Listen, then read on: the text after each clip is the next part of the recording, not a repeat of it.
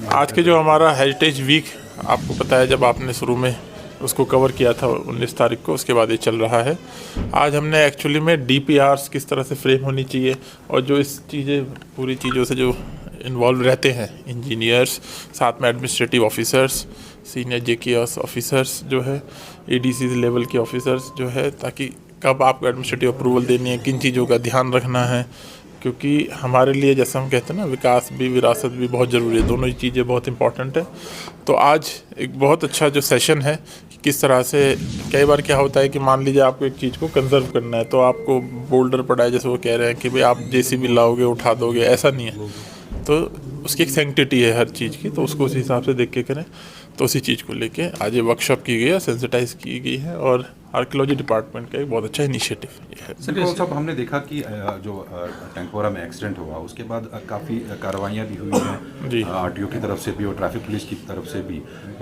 No helmet no petrol का initiative भी लिया गया। कैसे आप सारे इनिशिएटिव्स को देखते हैं, और क्या इसमें ये भी इंश्योर किया जाएगा कि जो कोई ऐसा नागरिक हो जो वायलेट नहीं कर रहा हो उसको हरासा ना किया जाए? नहीं, बिल्कुल नहीं होगा। देखिए, इस वाले इंसिडेंट से जो है अब हमने जो है रिएक्टिव अप्रोच अपनाई है। मैं तो चाहता हूँ कि सभी जो है अपने बच्चे, क्योंकि वो हमारे भविष्य है, ठीक है, और मुझे नहीं लगता है कि कोई भी पेरेंट्स ऐसा हादसा देखना, मतलब ये तो कोई भी नहीं देखना चाहता। जब हमने भी सुना तो हमने भी बहुत अच्छा इसमें नहीं लगा, और इसमें इमीडिएटली जो है स्टेप लिया।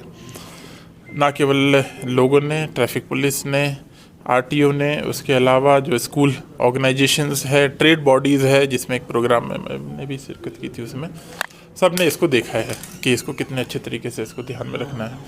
कोई, मैं आपको फिर अश्योर कर रहा हूँ, किसी को भी अननेसेसरली इसमें हरास होने या परेशान होने की दिक्कत नहीं है। अगर आप लॉ अबाइडिंग है, आपके सारे डॉक्यूमेंट्स कागजात पूरे हैं, आपको कोई हरास नहीं करेगा। उस वाले जो स्ट्रेच है उस पर हम और कैमरास की व्यवस्था लगा रहे हैं, जिससे कि कोई वायलेटर है हम उसको पकड़ पाएँ, उसको देख पाएँ। और ये कानूनी मुद्दे से ज़्यादा जो है एक तरह का सेंसिटिव ये मुद्दा है कि हमें अपने बच्चों को और उनको ये समझाना चाहिए। मतलब ये कोई फ़क्र की बात नहीं है कि मेरा बेटा 15 साल का है तो वो जो है गाड़ी भी चला लेता है, स्कूटी भी चला लेता है। कुछ कानून में 18 साल की जो उम्र रखी गई है लाइसेंस की, कुछ सोच समझ के रखी गई है कि जिससे वो डिसीजन ले सकें।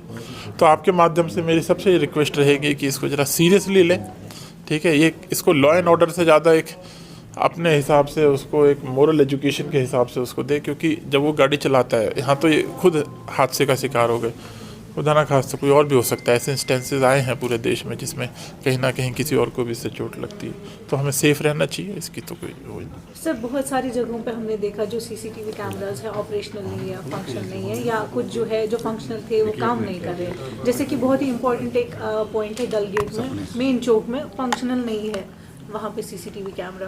तो सर, चूँकि हमारा फोकस हैज़ बीन टैंकपोरा ओनली, सो बाकी एरियाज़ के लिए क्या कर रहे हैं? देखिए, आपने बिल्कुल ठीक कहा। ये जो होते हैं ना सीसीटीवी जो लगते हैं, ये लगा के छोड़ने वाली चीज़ नहीं है, इसको प्रॉपर्ली मॉनिटर करना चाहिए।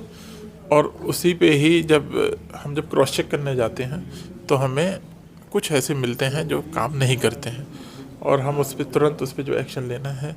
और ये हमारे लिए भी एक तरह का एक वेकअप कॉल होती है कि भाई इसको जो है कॉन्स्टेंटली उसको मॉनिटर किया जाए। और सिक्योरिटी के माध्यम से भी ये कैमरे हमें बहुत फ़ायदा करते हैं।